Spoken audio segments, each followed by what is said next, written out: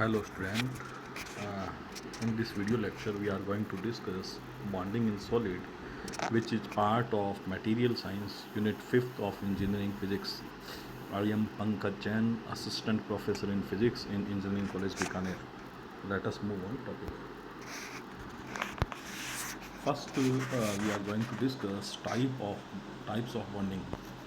Here, uh, if two atoms are brought close to each other, they act two type of forces.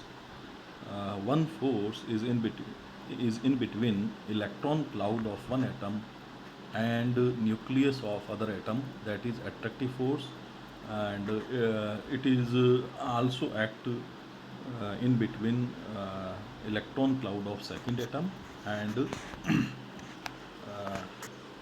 nucleus of first atom. Okay, now second force is repulsive force, and it acts between electron clouds of two atoms, as well as it acts between two nucleus of two atoms. Okay, and these forces decide which type of bonding is to be uh, developed between the atoms. Okay, there are five type of bonding between atoms. One is ionic bond, other is covalent bond, third one is metallic bond, fourth one is hydrogen bond, and fifth one is van der Waals bond.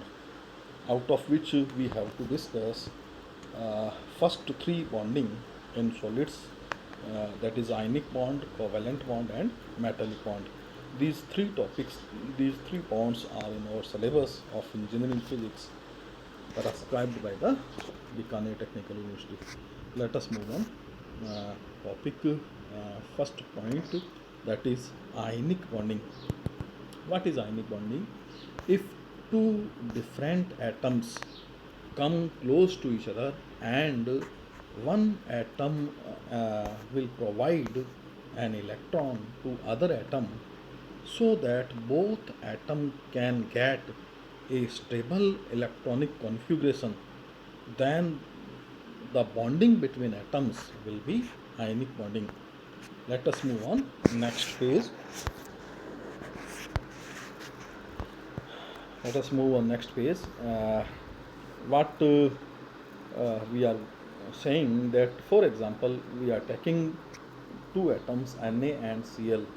When sodium is burnt, example, sodium is burnt in the atmosphere of chlorine, the valence electron of sodium is transferred to chlorine. Sodium and chlorine ions then attend stable filled cell of outer electron, and a strong electrostatic attraction is set up between Na plus and Cl minus, forming a stable NaCl molecule. At the equilibrium distance, that equilibrium distance between sodium and chlorine ion is R naught.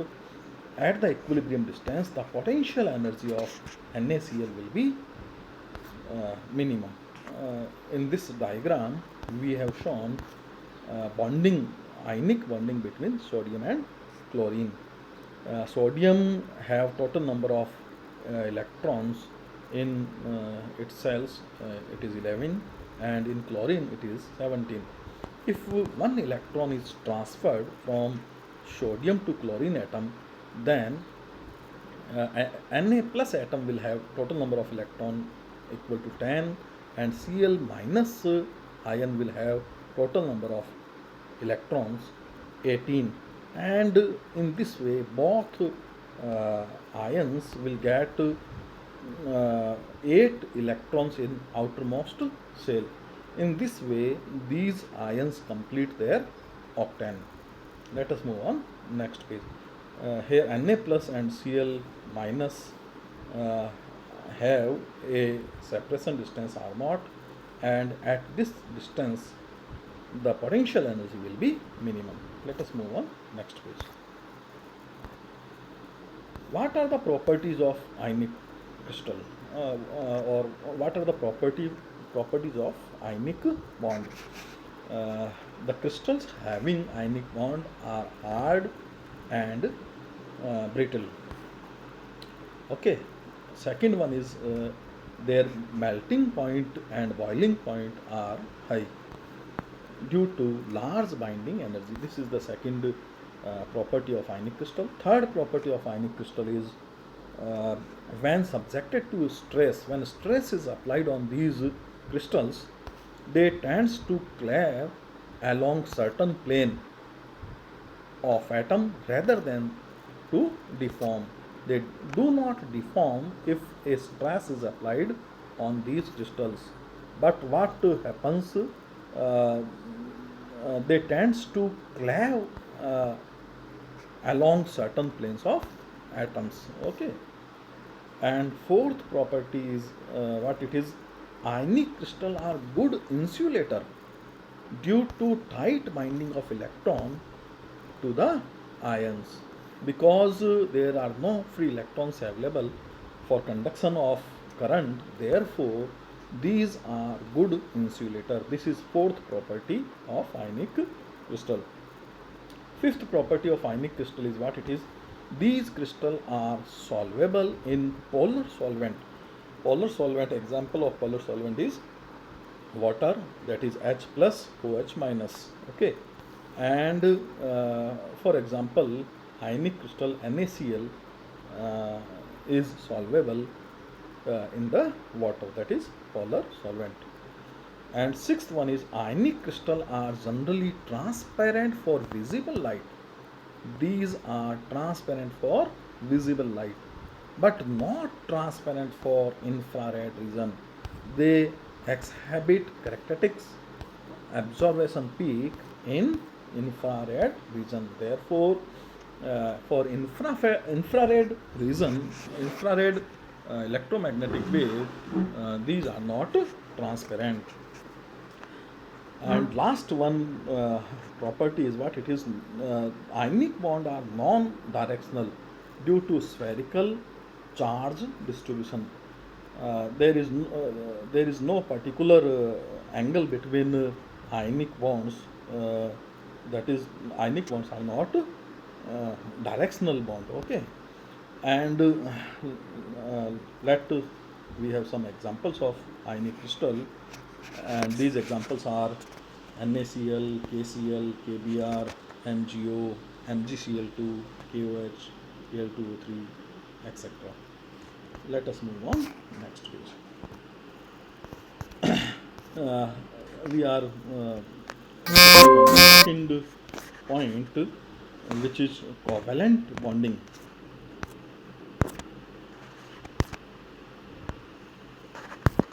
We are shifting on second point, which is covalent bonding. Uh, what is covalent bonding?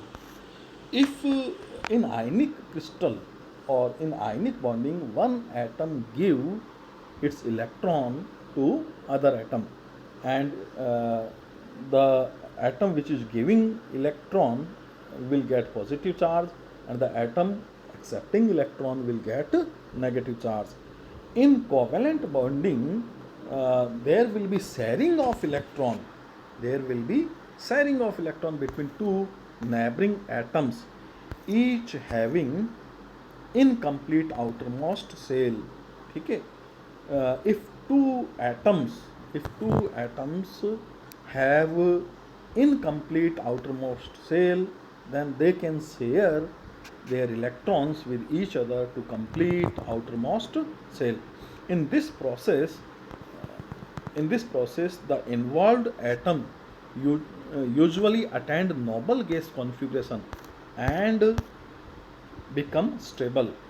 The shared outermost electron here belong to both atoms. Okay. The electron which is being shared by two atoms uh, will be part of will be count as part of both atoms. Because of this reason, the solids formed by covalent bond are called non-polar substance, because they will not get positive and negative charge. Therefore they will be non-polar substance. The bonding of H2O, CO2, HCl, NH3 are some examples of covalent molecules. Let us study the formation of covalent bond in hydrogen molecule. Okay. During the formation of hydrogen molecule, the electron cloud of two hydrogen atom, when brought together, overlap and interact with each other. The probability of finding the valence electron in two atom is maximum.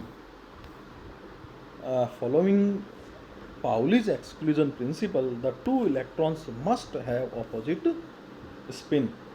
If there are two electrons in hydrogen molecule, both electrons should have opposite spin. This anti-spin interaction, because the spin of electrons are opposite, therefore they will interact with each other.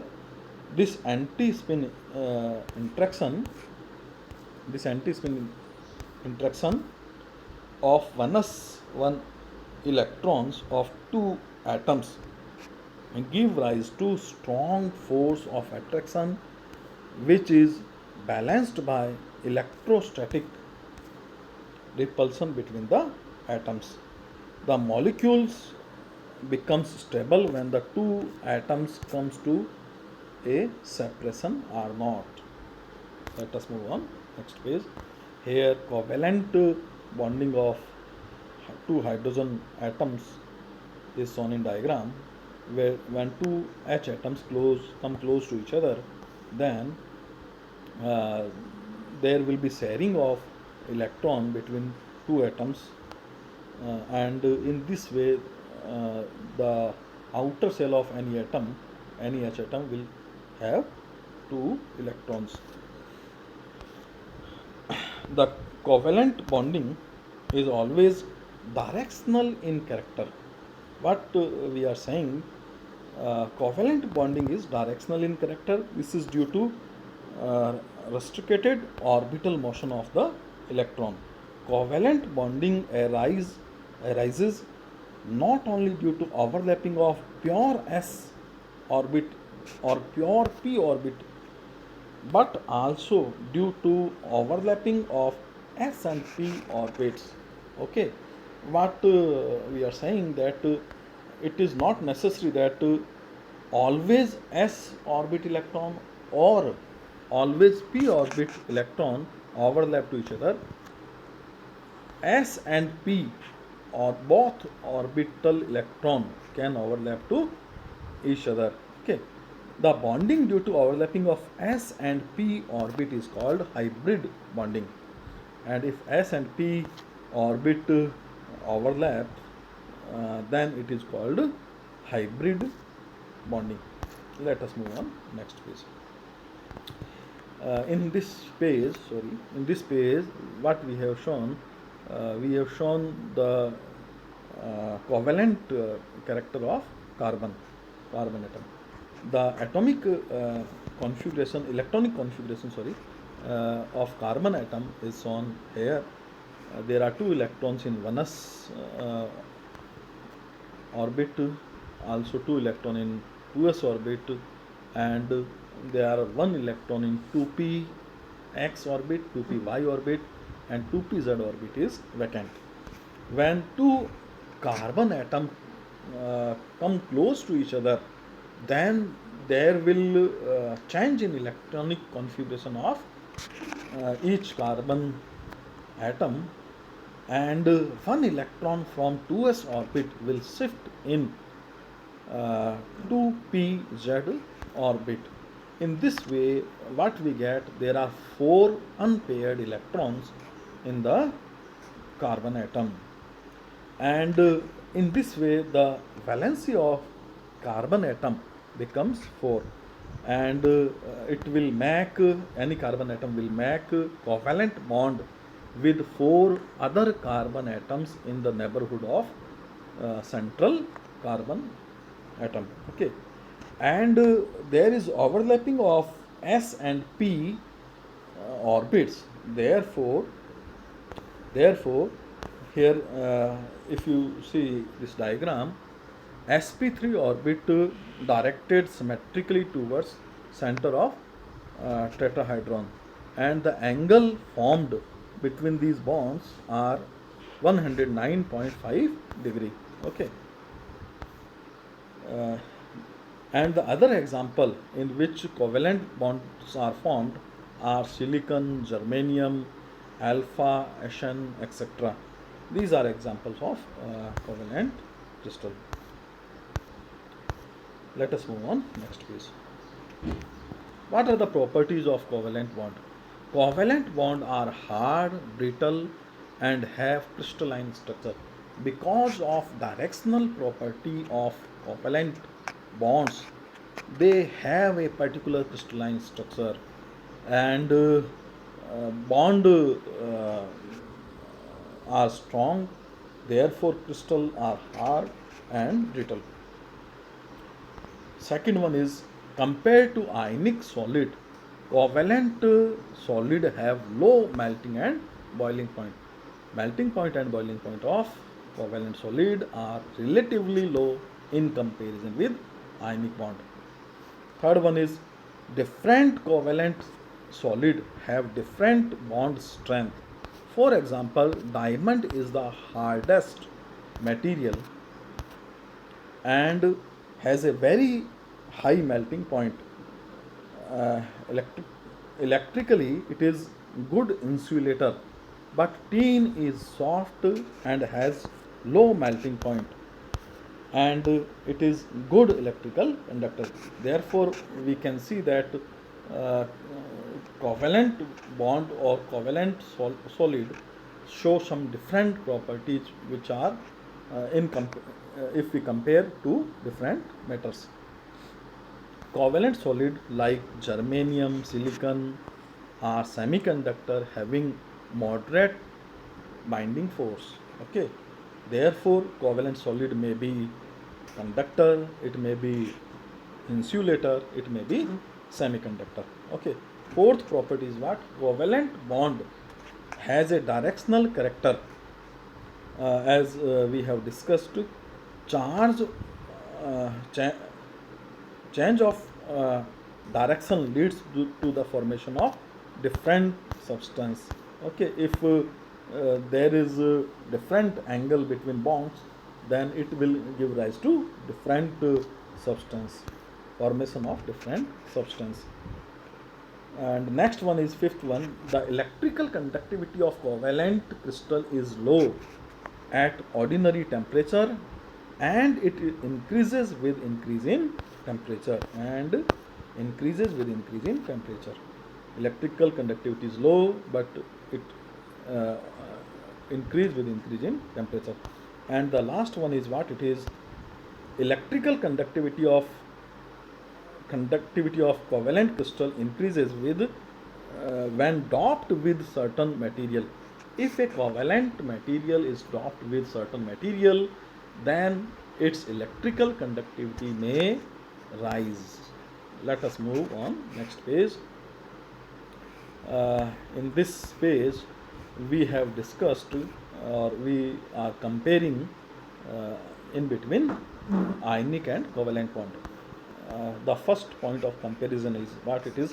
Ionic solid are formed by actual transfer of electron from one atom to another atom in different element, okay, to become stable positive and negative ions.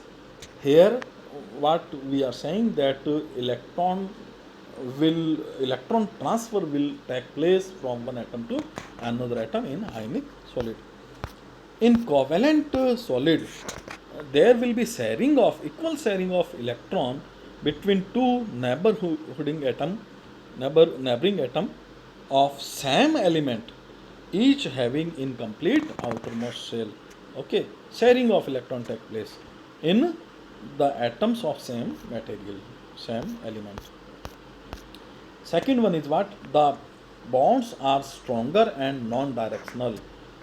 And here in covalent solid, the bonds are weaker and directional. Third point is what is melting point and boiling point of ionic solid are high. Here melting point and boiling point of covalent solids are low. Fourth point is these solids are not very hard and soluble in polar solvent. These are very hard and soluble in non-polar solvents. And fifth one is what it is the ionic solid. The ionic solids are insulators. Okay. And covalent solids are in general semiconductor. It may be conductor, for example graphite, and it may be insulator, for example diamond, but in general they are semiconductor. And examples of ionic solids are NaCl, KBr, Al2O3. Example of covalent solids are diamond, germanium, silicon, etc. Let us move on next please. Here we are going to discuss uh, third type of bonding, which is called metallic bonding. In metals like copper, aluminium, Fe, and so on, Ag, that is gold, there are a lot of electrons present in valence band as well as conduction band, because valence band and conduction band overlap in metals that are good conductor. And what we can say that in this electron sea, a large amount of electron will present in metals. Therefore, we are saying in this electron sea, positive ions will be present. Positive ions will be present. Let us first see the diagram on the next page. What we can see here, uh, here positive sign show metal ions and negative signs show electrons. Okay, uh, a number of a large number of electrons are present in metal, and metal ions are situated in a regular manner. These metal ions interact, or these metals ion attract due to electrons, and a number of metal ions a number of metal ions can attract with same electrons. Therefore, uh, metal ions will uh, have bonding with each other, in which electrons play intermediate role. Okay, and in this way metallic bonds are formed. Let us again go on previous page. Let us read here. Uh, Partial sharing of valence electron by neighboring atoms is the basis of metallic bonding. Partial sharing, okay, by uh, partial sharing of valence electron by neighboring atoms is the basis of metallic bonding. As the sharing of electron in this bonding is not localized, it is considered as delocalized or unsaturated bond. The metal bond is the result of simultaneous attraction of electron by two or more positive ions. Read this line again.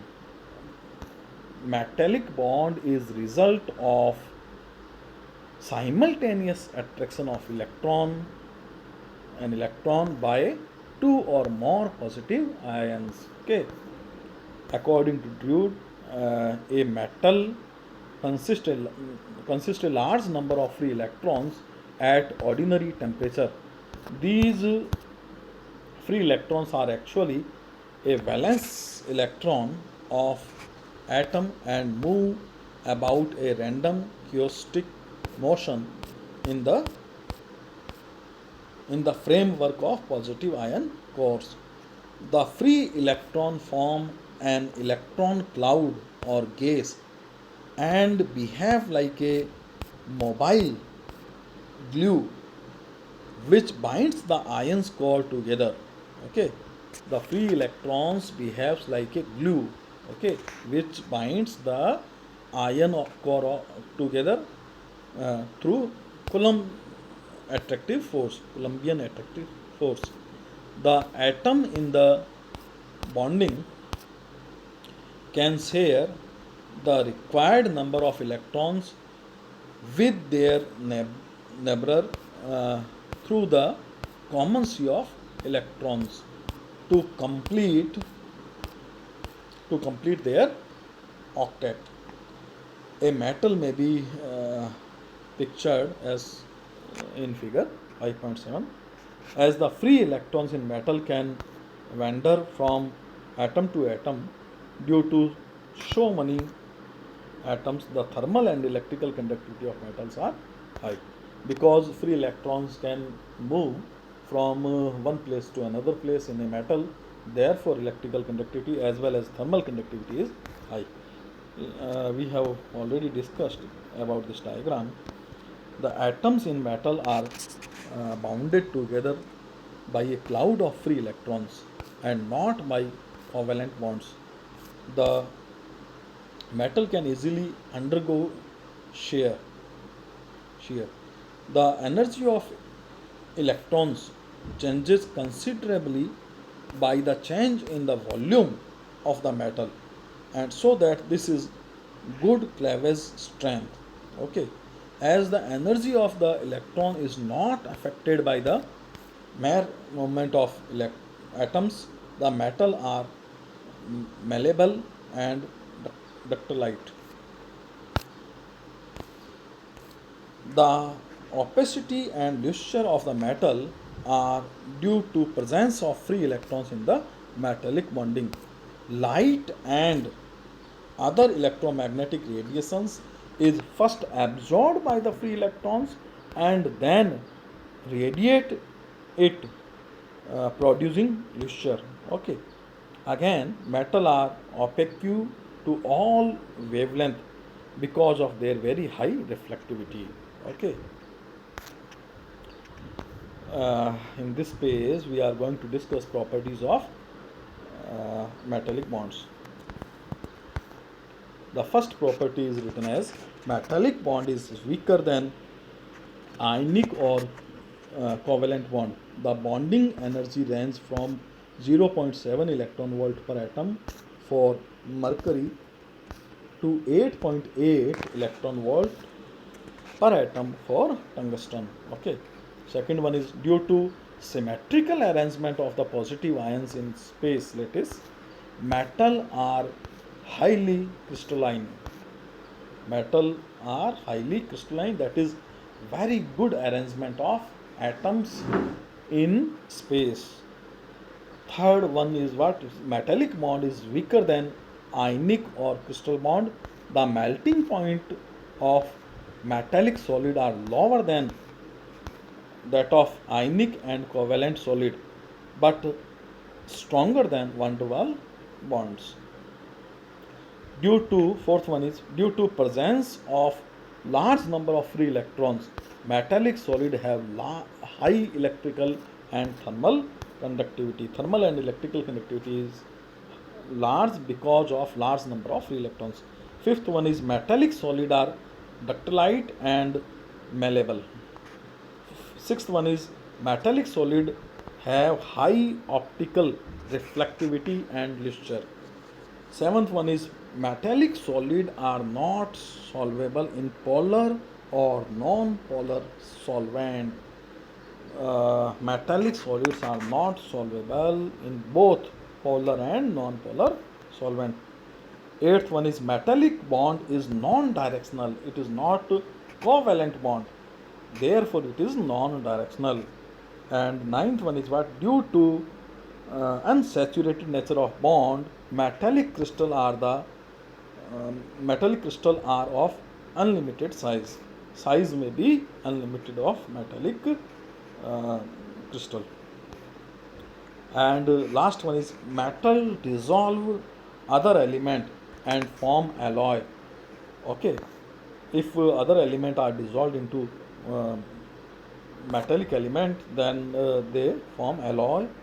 For example, if carbon is uh, dissolved into alpha Fe to form steel, zinc in copper to form brass. Here the uh, solute atoms occupy vacant lattice sites in the solvent crystal. For example, zinc in copper, or go into the intersites between covalent between solvent metal atoms. Such alloy are known as known respectively as subsaturated or